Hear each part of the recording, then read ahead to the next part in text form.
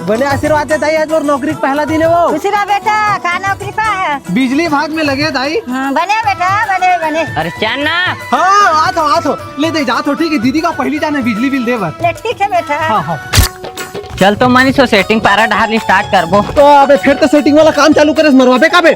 नौकरी का पहला दिन है। ले चल रे भाई, दीदी घर ले स्टार्ट करबो। ठीक है, भांची देखी ना तो खुश हो जाई। चल ले चल।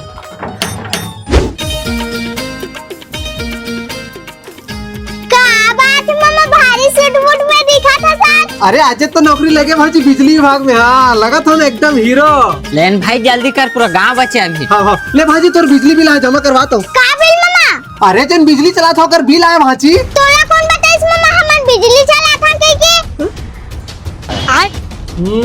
वो मीटर लगे दिन का भांची। तई मीटर का है मामा? सरकारी। हां तो सरकार भरे बिजली बिल हमन का भरबो।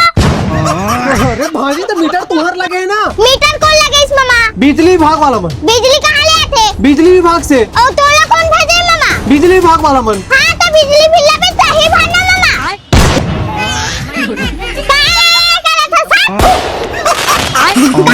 सुबह सुबह भिखारी मन के दर्शन हो जाते रे। झूठा पारा आना चाहिए रे।